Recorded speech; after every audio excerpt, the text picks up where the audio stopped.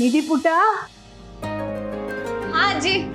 ಇವತ್ತು ನಾನು ದೇವಸ್ಥಾನಕ್ಕೆ ಹೋಗಿ ನಿನ್ನ ಹೆಸರಲ್ಲಿ ಅರ್ಚನೆ ಮಾಡಿಸ್ಕೊಂಡ್ ಬಂದಿದ್ದೀನಿ. ಇವತ್ತು ಕ್ಲಿನಿಕ್ಗೆ ತುಂಬಾ ಜನ ಬರ್ತಾರೆ. ನಿಂಗೆಲ್ಲಾ ಥರ ಒಳ್ಳೇದಾಗತ್ತೆ ಕಂದ. ಶಾಂತಿ ಬೇಬಿ, ನಿನ್ ಬಾಯರ್ಕೆಯಿಂದ ಎಲ್ಲ ಒಳ್ಳೇದಾಗ್ಲಿ. ನಾನು ಕ್ಲಿನಿಕಲ್ಲಿ ಇರ್ತೀನಿ. ಸರಿ.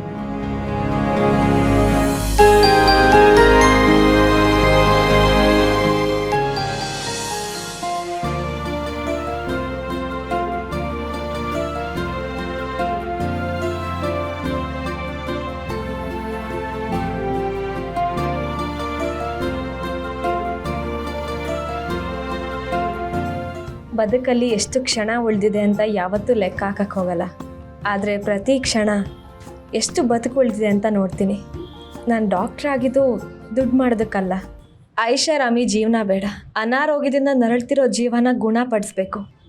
ನೋವಿಂದ ಒದ್ದಾಡೋರಿಗೆ ಶಕ್ತಿ ತುಂಬಬೇಕು. ಇದಿಷ್ಟೇ ನನ್ನ ಗುರಿ. ಇದಕ್ಕೋಸ್ಕರ ನನಗೆ ದುಡ್ಡು ಸಿಗದೆ ಹೋದ್ರೂ ಪರವಾಗಿಲ್ಲ, ಆದರೆ ಕಷ್ಟದಲ್ಲಿರೋರಿಗೆ ಸಹಾಯ ಮಾಡೋ ಹಾಗೆ ಮಾಡು.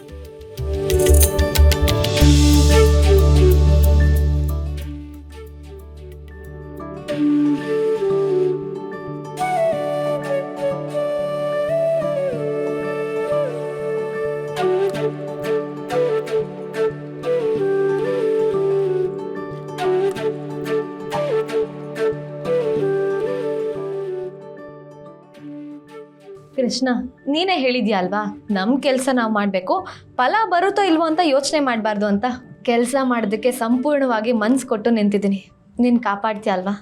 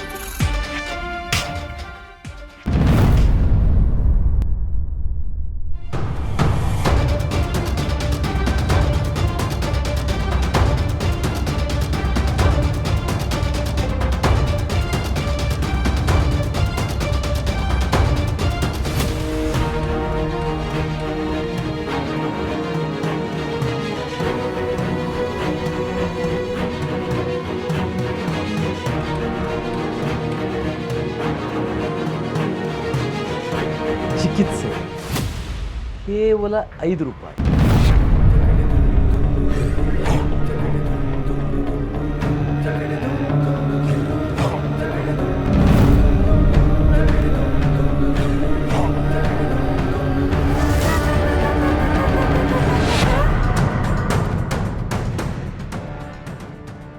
ಅಂಕಲ್, ಆಶ್ಚರ್ಯ ಆಗ್ತಾ ಇದೆಯಾ?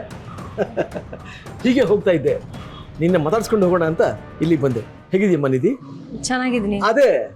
ಅದೇ ಮುಖ್ಯ. ಚೆನ್ನಾಗಿರಬೇಕು. ನಮ್ಮವ್ರು ಚೆನ್ನಾಗಿದ್ರೆ ನಾವು ಚೆನ್ನಾಗಿರ್ಬೋದು ಅಲ್ವಾ? ಹೇಗೆ ನಡೀತಾ ಇದೆ ಕ್ಲಿನಿಕ್ಕು? ಪರವಾಗಿಲ್ಲ ಅಂಕಲ್. ಏನಮ್ಮ ಇದು ಚಿಕಿತ್ಸೆ 5 ರೂಪಾಯಿ ಅಂತ ಬೋರ್ಡ್ ಹಾಕಿದ್ಯಾ? Good, very good idea. ನೋಡ್ತಾ ಇರು ಜನ ಹೇಗ್ ಬರ್ತಾರೆ ಅಂತ. ಇಲ್ಲಿ ನೋಡ್ರಿ, ಇದು 5 ರೂಪಾಯಿ ಅಂತೆ. ಇದು ಕ್ಲಿನಿಕಾ ಇಲ್ಲ ಡಿಸ್ಕೌಂಟ್ಸ್ ಎಲ್ಲ?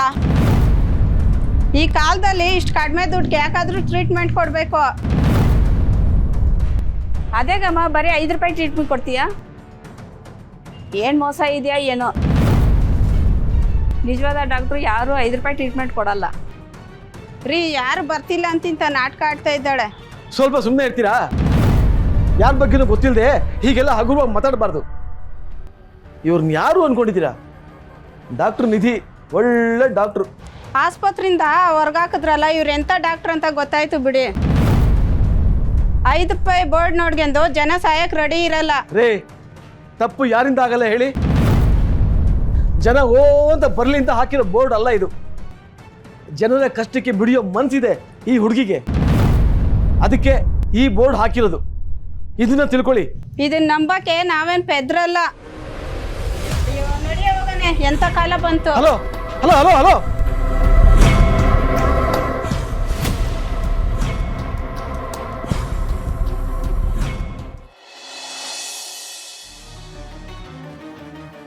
ನೋಡಮ್ಮ ನಿಧಿ, ಈ ನಂಬಿಕೆ ಅನ್ನೋದು ಗಾಜಿನ ಥರ.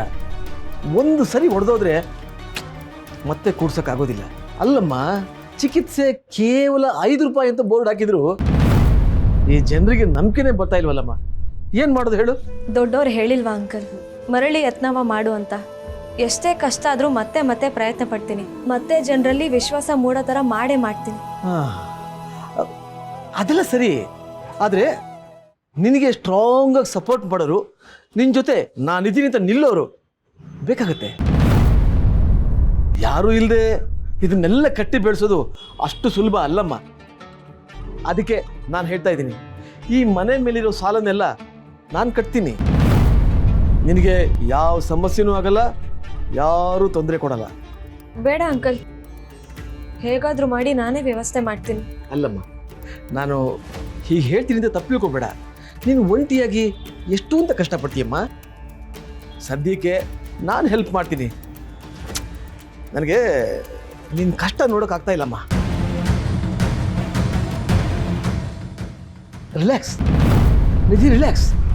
ತುಂಬ ಸ್ಟ್ರೆಸ್ ಮಾಡ್ಕೋಬೇಡ.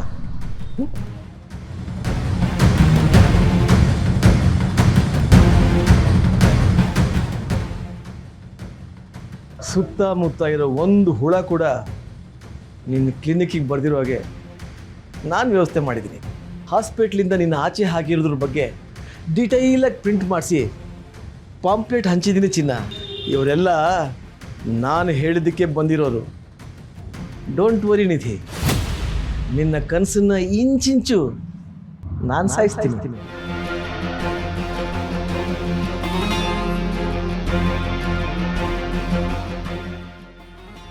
ಚಿಕಿತ್ಸೆ 5 ರೂಪೀಸ್, ಕೇವಲ 5 ರೂಪೀಸ್.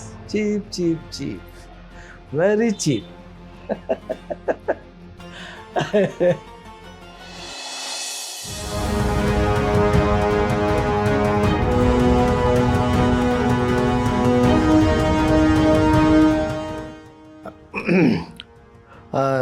ನಿಧಿ, ಈಗಲೇ ಭಾಳ ಹೊತ್ತಾಗಿದೆಯಮ್ಮ.